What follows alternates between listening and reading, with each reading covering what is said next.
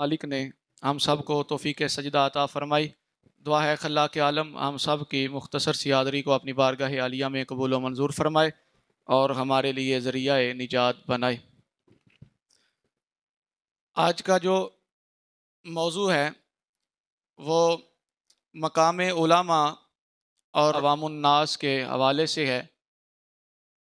अल्लाह रब्बुल इज़्ज़त ने उलमाए किराम को बहुत ही शानों से नवाजा है। खल्लाक़ आलम कुरान मजीद फ़ुरक़ान हमीद में इरशाद फरमाता है। आज का जो मौजू है इसमें आपको बताऊंगा अल्लाह ने क्या मुकाम अता फरमाया है, लेकिन आज ज़माने में उलमा को किस नज़र से देखा जाता है। पहले अल्लाह ने फरमाया इन्नमा यख्शल्लाह मिन इबादिहिल उलमा, फरमाया लोगों अल्लाह से जो डरने वाले होते हैं वो उलमा ही हुआ करते हैं। अल्लाह से डरते ही उलमा हैं, लोगों को दर्स देते हैं इस तरह से डरना है। अल्लाह ये फरमाता है, अल्लाह रब्बुल इज़्ज़त ये अहकामात को नाजिल फरमाता है। फिर फरमाया कि आलिम और जाहिल बराबर नहीं हो सकते हैं, जाहिल जाहिल होता है, आलिम आलिम होता है। फिर बुखारी शरीफ की हदीस मुबारक है, खल्लाक़ आलम के महबूब अलैहिमुस्सलातु वस्सलाम ने इरशाद फरमाया मन युरिदिल्लाहु बिही खैरन युफ़क्किहु फ़िद्दीन औ कमा क़ाल अलैहिमुस्सलातु वस्सलाम, फरमाया अल्लाह जिस बंदे के साथ भलाई का इरादा फरमाता है उस बंदे को दीन की समझ बूझ अता फरमा देता है। जिससे भलाई का इरादा फरमाता है उसी को दीन की समझ बूझ अता फरमाता है। उलमा जो होते हैं इस रुए ज़मीन पर बेहतरीन मखलूक हैं, जिनको अल्लाह रब्बुल इज़्ज़त दीन की समझ बूझ अता फरमाता है, जिनको दीन अता फरमाता है। आई लोग कोई चौकीदार हो, कोई ठेकेदार हो, कोई चौधरी हो, कोई MPA हो, कोई MNA हो, हम मयार आला होने का समझते हैं दुनियावी लिहाज से। हम कहते हैं वो मस्जिद सदर है, वो बहुत ही शान वाला है, लेकिन नहीं, अल्लाह ने सारी बातों की तरदीद फरमाई है। अल्लाह के महबूब अलैहिमुस्सलातु वस्सलाम ने इन सारी बातों को रद्द फरमाया है।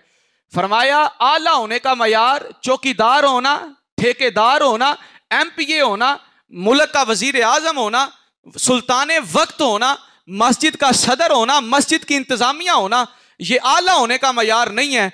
आला होने का मयार ये है कि वो बंदा आला हुआ करता है जिस बंदे को अल्लाह इल्म अता फरमाया करता है।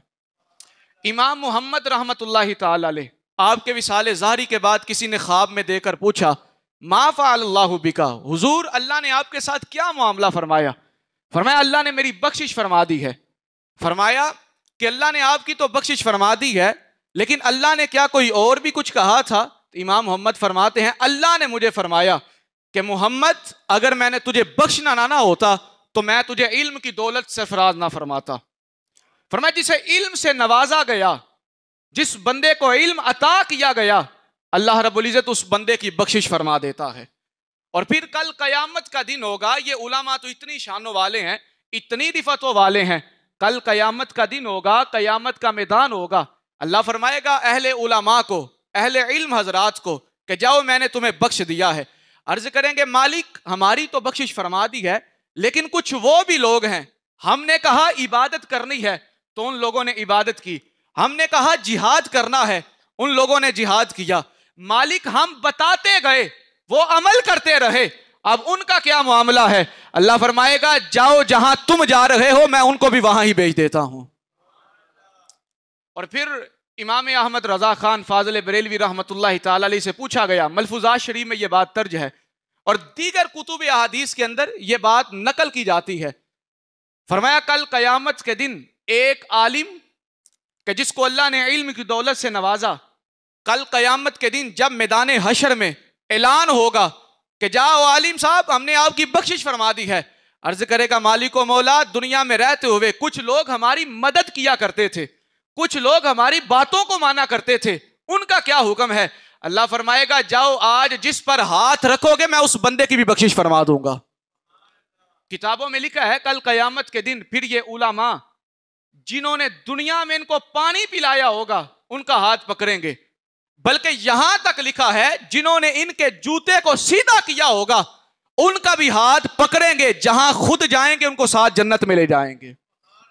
ये अल्लाह रब्बुल इज़्ज़त ने उलमा को मुकाम व मर्तबा अता फरमाया है। रिवायात में आता है ये उलामा जो होते हैं ये जमीन में अल्लाह की दलील होते हैं, ये अल्लाह की हुज्जत होते हैं। जिन्होंने किसी आलिम को जलील किया, किसी आलिम को एज़ा पहुंचाई, फरमाया अल्लाह उस बंदे को तबाह बर्बाद कर देता है। जहां उलामा को अल्लाह ने इतने मुकाम मर्तबे से नवाजा है, वहां इनको जलील करने वाले, इनको थोड़ी सी अदना सी भी एज़ा रिसाई पहुंचाने वाले के मुताल्लिक वईदें भी आती हैं। करीम आका अलैहिस्सलातु वस्सलाम ने फरमाया एक आलिम दूसरी तरफ एक आबिद हो, इबादत गुजार हो, अल्लाह अल्लाह करने वाला हो, श्यामो सलात में अपने शबो रोज गुजारने वाला हो, दिन सारा रोजा रखने वाला हो, रात सारी अल्लाह की इबादत करने वाला हो, लेकिन फरमाया इतनी इबादत के बावजूद भी ये आबिद आलिम से अफजल नहीं हो सकता है, क्योंकि आबिद जो इबादत करता है वो अपने लिए करता है। अगर वो इबादत करता है तो मकसद ये है अल्लाह मेरी बख्शिश फरमा दे, मैं इबादत इस वजह से कर रहा हूं। फरमाया आलिम जो होता है वो अपनी 20 इस्लाह करता है, लेकिन सुबह उठता है, उठकर दीन पढ़ता है, लोगों को सिखाता है। फरमाया जहां अपनी जात को फायदा पहुंचता है वहां दूसरों को भी पहुंचाता है। इस आबिद से अल्लाह आलिम को अफजल रखा करता है। और फिर आलिम का सोना भी इबादत होता है। इमाम फखरुद्दीन राजी रहमतुल्लाह इस हदीस मुबारका को सुनिएगा और लरस जाइएगा। वो लोग जो कहते हैं जी मौलवियां ने कीता ही की ये मौलवी बख्शे गए थे असी भी बख्शे जावांगे, उलमा फरमाते हैं अगर ये बात किसी ने तहकीर के साथ की, अगर मौलवी बख्शे गए थे असी भी बख्शे जावांगे, फरमाया ये उसका कहना ही कलिमा कुफर है। आज तो बमांगे तोहल कहा जाता है ना जी, मौलवी बख्शे गए थे असी भी बख्शे जावांगे। ये उसकी बात कहां तक पहुंच जाती है। रिवायत सुनिएगा, इमाम फखरुद्दीन राजी रहमतुल्लाह ताला अलैह तफसीर कबीर में इस रिवायत को लेकर आए। पहले पारे के अंदर ही आप फरमाते हैं जिसने किसी आलिम की तहकीर की, जिसने किसी आलिम को अजियत पहुंचाई, तहकीर की, जिसने किसी आलिम को अजियत पहुंचाई, आलिम की तहकीर की, फरमाया उसने इल्म की तहकीर की है। फकद अहानल इल्म, उसने तहकीर की है तो इल्म की है। और जिसने इल्म की तहकीर की है, फरमाया उसने नबी रहमत अलैहिस्सलातु वस्सलाम की तहकीर की है। जिसने नबी रहमत अलैहिस्सलातु वस्सलाम की तहकीर की है उसने जिब्राइल की तहकीर की है, और जिसने जिब्राइल की तहकीर की है उसने खुदा की तहकीर की है, और जिसने खुदा की तहकीर की है अल्लाह रब्बुल इज्जत कल कयामत के दिन उस बंदे को रुसवा फरमा देगा। सोचें तो सही जरा, एक आलिम की तहकीर, खुदा की तहकीर, एक आलिम को अजियत पहुंचाना, खुदा को अजियत पहुंचाना, एक आलिम के साथ जुल्म सितम करना बंदे को कहां तक ले जाता है। लेकिन आज बदकिस्मती के साथ चंद टगे पास आ जाएं तो लोग कहते हैं जी मौलवी शै ही कोई नहीं, मौलवियां नु की पता दीन की है। अगर मौलवियों को पता ना होता, ये जो दुनिया चल रही है ना, दुनिया चल रही है, अगर अहले इल्म को उठा लिया जाए तो यहां कयामत आ जाए।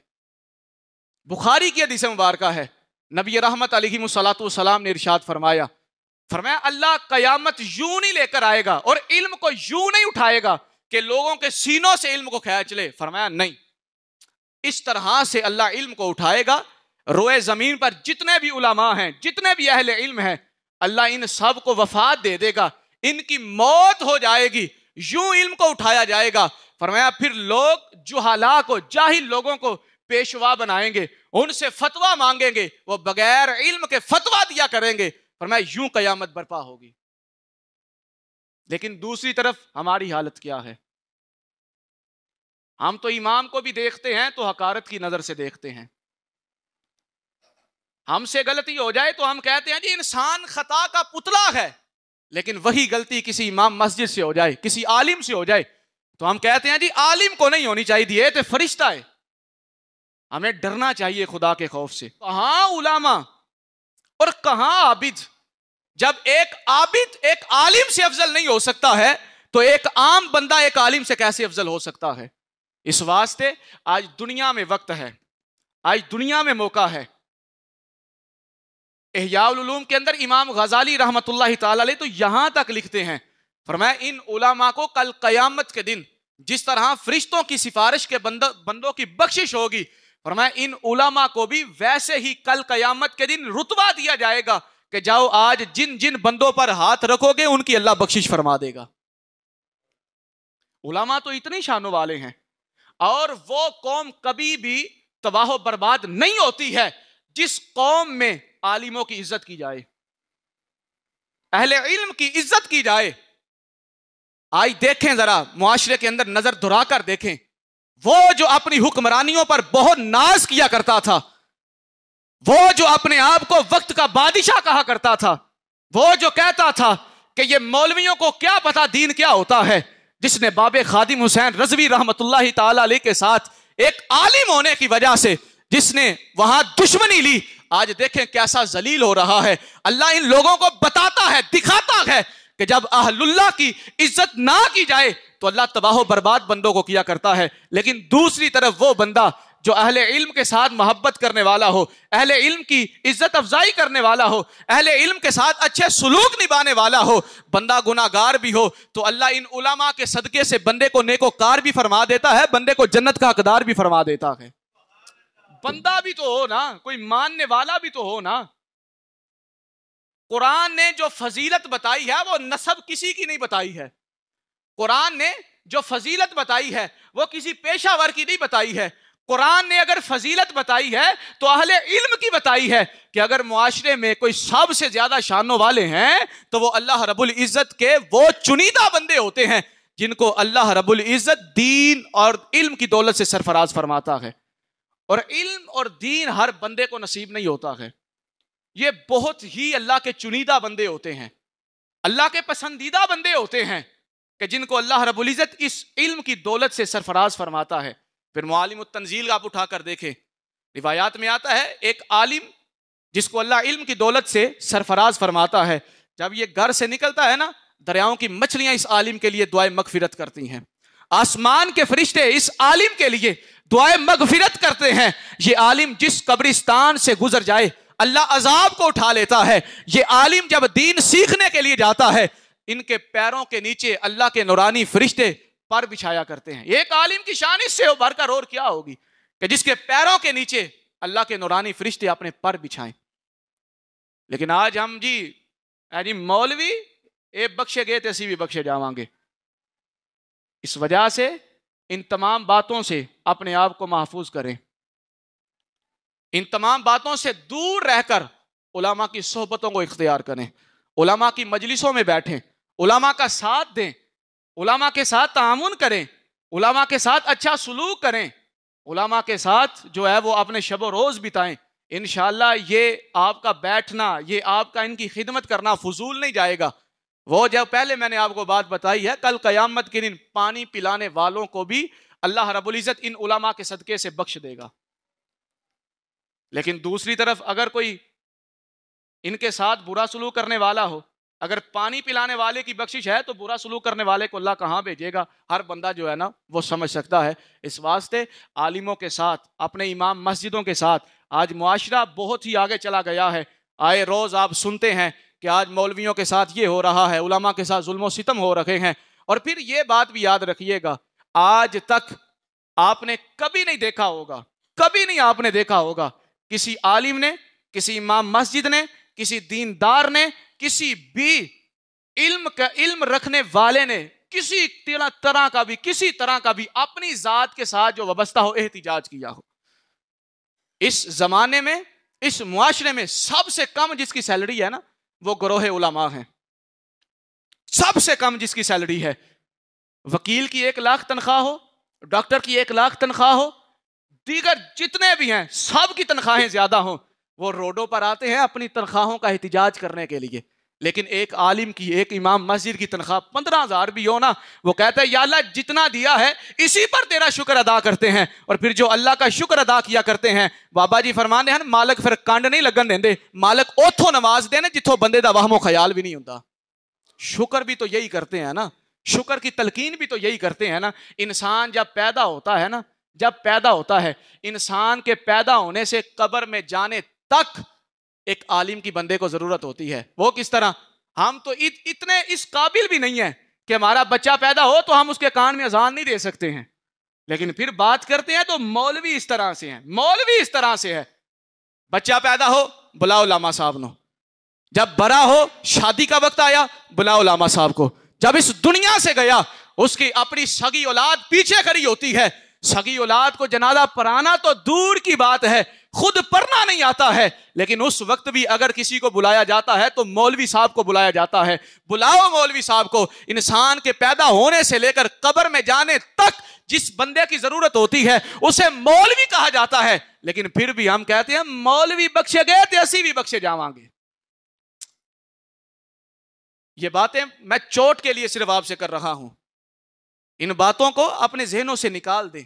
एक बात करके अपनी गुफ्तगू को खत्म करते हैं। हमारे एक आलिम साहब हैं, वो फरमाते हैं मस्जिद के एक ना सदर ने एक दिन अपने इमाम मस्जिद से कहा कि इमाम साहब आज जरा दुआ करो जे पुत्र नौकरी ते चला ते इंटरव्यू है अज ओदा, ते दुआ करो अल्लाह ओदी जड़ी है ना जॉब नौकरी वगैरह लगा देवे। इमाम साहब सन फिर यह बात याद रखिएगा, अल्लाह जिनको इल्म अता फरमाता है ना फहम फरासत भी अता फरमाता है। अल्लाह उनको वसी इल्म वसी ज़हन अता फरमाता है। इमाम साहब ने आखा ठीक है सदर साहब, तुसा आख्या मैं दुआ मंगांगा। फजर की नमाज हुई या जो भी नमाज थी, नमाज पढ़ाई, दुआ मांगी। इमाम साहब फरमाते हैं सारे दुआ मंगो कि या अल्लाह साडी मस्जिद दे सदर दे पुत्र ने अज नौकरी का इंटरव्यू देने जाना है, या अल्लाह वो इंटरव्यू जो पास हो जाए। सारे आखे आमीन। लेकिन उस इमाम मस्जिद का लफ्ज आगे ये था, कहा या अल्लाह जिस तरह आज मैं यहां हूं और जितनी तनख्वाह मेरी है, सारे नमाजियों से कहा कि नमाजियों दुआ करो जितनी मेरी तनख्वाह है ना अल्लाह मस्जिद सदर दे पुत्र दी भी उन्नी तनख्वाह लावे। दुआ खत्म हुई, सदर साहब गुस्से से लाल पीला, इमाम मस्जिद को आके पकड़ लिया। इमाम साहब आप ये क्या दुआ कर रहे हैं? अगर सिर्फ 15,000 मेरे बेटे की तनख्वाह लगी तो घर किस तरह चलेगा? इमाम साहब फिर अल्लाह ने इल्म फरासत से नवाजा था, इल्म की दौलत से नवाजा था। इमाम साहब बहुत ही तहम्मुल मिजाजी के साथ फरमाते हैं, फरमाया सदर साहब एक गल ते दसो तुहाडे पुत्र दा विआह होया है? जी नहीं होया।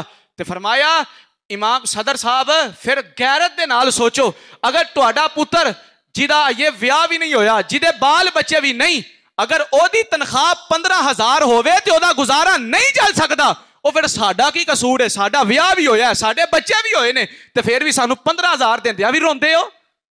ਇਹਦੇ ਵਿੱਚ ਸਾਡਾ ਕੀ ਕਸੂਰ ਹੈ कि हाँ इल्म पढ़े असा दीन नू हासिल किया। इस वास्ते आज वक्त है, आज मौका है, इन उलमा का साथ दें। और 27वीं रात को जब उलमा को, इन इमाम मसाजिद को जब सूट देते हैं ना, तो फिर आजकल ये जुमला बहुत वायरल हो रहा है, फिर उस दर्जी का पता भी बताया करें कि जो 27वीं रात को इमाम मस्जिद का सूट पकड़े और सिलाई करके दे। इनकी खिदमत करें, अच्छे अंदाज के साथ इनके साथ तामुन करें। जहां अपनी औलाद को रखते हैं वहां इनको रखें, जहां अपने बाप का दर्जा रखते हैं वहां इनका रखें। फिर आपको पता चलेगा अल्लाह ने इनको मुकाम और मर्तबा कितना अता फरमाया है। खल्लाक आलम की बारगाह में दुआ है, खल्लाक आलम जो मैंने टूटे फूटे अल्फाज अदा किए, मालिक मौला होने वाली गलती कोताहियों को मुआफ़ फरमाए। मालिक मौला हमारी इस मुख्तसर सी हाज़री को अपनी बारगाह आलिया में कबूल व मंजूर फरमा कर उलमा का साथ देकर अपनी बख्शिश करवाने की तौफीक अता फरमाए।